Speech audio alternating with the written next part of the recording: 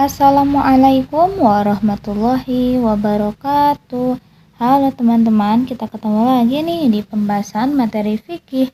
Kali ini kita akan membahas materi kelas 10 Madrasah Aliyah Sederajat semester 2 mengenai rangkuman dari bab 10 riba, bank, dan asuransi. Sebelum kita beralih pada materi, jangan lupa like, komen, dan subscribe ya, supaya channel ini terus berkembang dan menebar manfaat. Riba. Riba berasal dari bahasa Arab yang memiliki arti tambahan, yang berarti tambahan pembayaran atas uang pokok pinjaman. Menurut istilah, riba adalah pengambilan tambahan baik dalam transaksi jual beli maupun pinjam meminjam secara batil atau bertentangan dengan prinsip muamalah dalam Islam. Adapun salah satu dasar hukum dari riba sendiri terdapat di dalam Quran Surat Al-Baqarah ayat 275. Macam-macam riba. Yang pertama dari riba fadl adalah tukar-menukar atau jual beli antara dua buah barang yang sama jenisnya namun tidak sama ukurannya. Yang kedua dari riba nasiah, yaitu mengambil keuntungan dari pinjam-meminjam atau tukar-menukar barang yang sejenis maupun yang tidak sejenis karena adanya keterlambatan waktu pembayaran. Yang ketiga dari riba qard adalah meminjamkan sesuatu dengan syarat ada keuntungan atau tambahan dari orang yang meminjam. Dan yang keempat ada riba iyad. Riba iyad yaitu pengambilan keuntungan dari proses jual beli di mana sebelum terjadi serah terima barang antara penjual dan pembeli sudah berpisah. Hikmah dilarangnya riba. Yang pertama, menghindari tipu daya di antara sesama manusia. Yang kedua, melindungi harta sesama muslim agar tidak dimakan dengan batil. Yang ketiga, memotivasi orang muslim untuk menginvestasi hartanya pada usaha-usaha yang bersih. Yang keempat, menjauhkan orang muslim dari sesuatu yang menyebabkan kebinasaan. Yang kelima, membuka pintu-pintu kebaikan di depan orang muslim agar ia mencari bekal untuk akhirat. Yang keenam, rajin mensyukuri nikmat Allah dengan cara memanfaatkan untuk kebaikan serta tidak menyia-nyiakan nikmat tersebut. Dan yang terakhir, melakukan praktik jual beli dan utang piutang secara baik menurut Islam. Bank. Kata bank berasal dari bahasa Italia, banca yang berarti meja.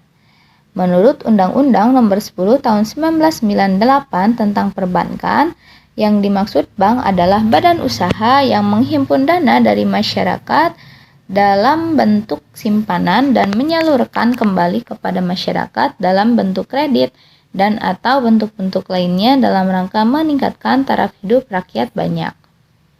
Adapun fungsi bank diantaranya ada 6. Yang pertama, menyimpan dana masyarakat. Yang kedua, menyalurkan dana masyarakat ke publik. Yang ketiga, memperdagangkan utang piutang. Yang keempat, mengatur dan menjaga stabilitas peredaran uang. Yang kelima, tempat menyimpan harta kekayaan. Dan yang keenam, menolong manusia dalam mengatasi kesulitan ekonomi keuangan. Tujuan bank. Yang pertama, menolong manusia dalam banyak kesulitan.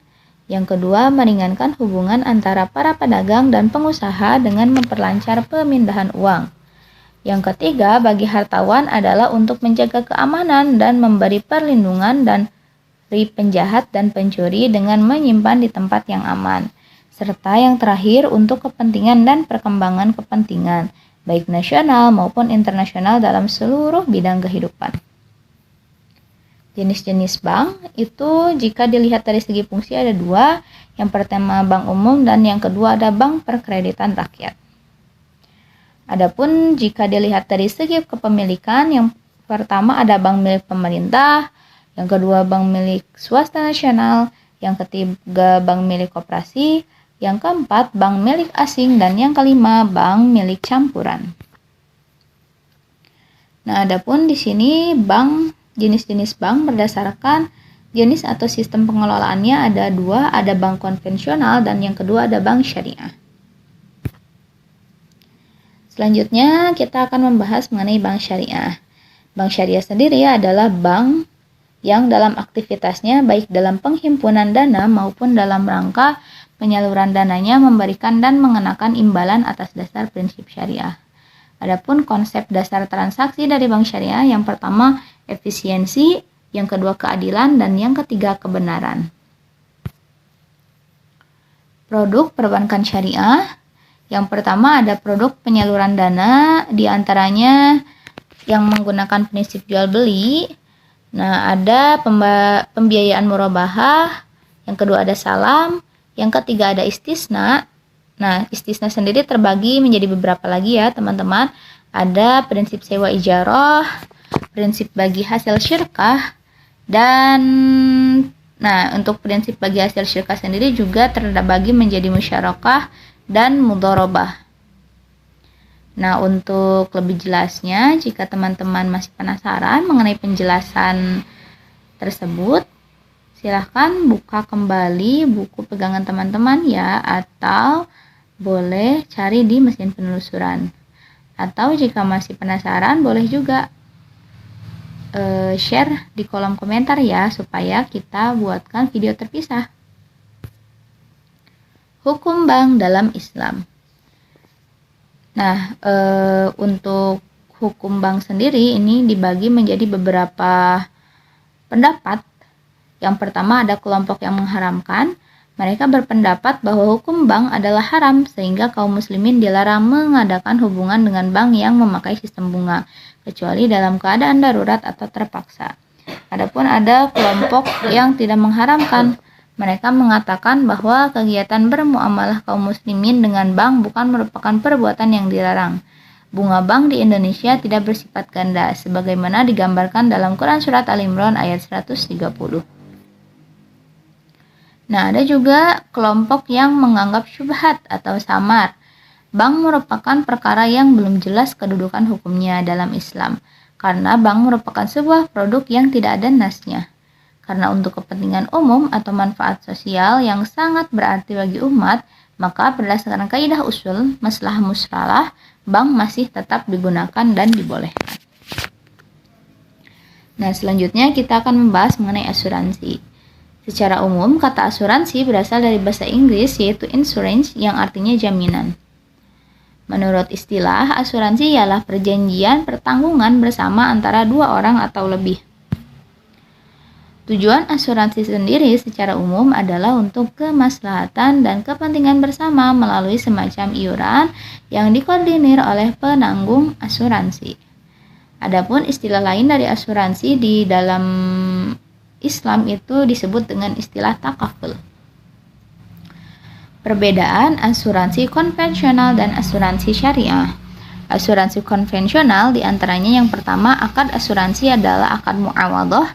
Yang kedua, akad asuransi ini adalah akad gharar. Adapun untuk asuransi syariah dibangun atas dasar ta'awun, kerjasama, tolong-menolong, saling menjamin, tidak berorientasi bisnis atau keuntungan materi semata. Dan yang kedua, asuransi syariah tidak bersifat muawadhah, tetapi tabarru atau mudharabah. Manfaat asuransi syariah.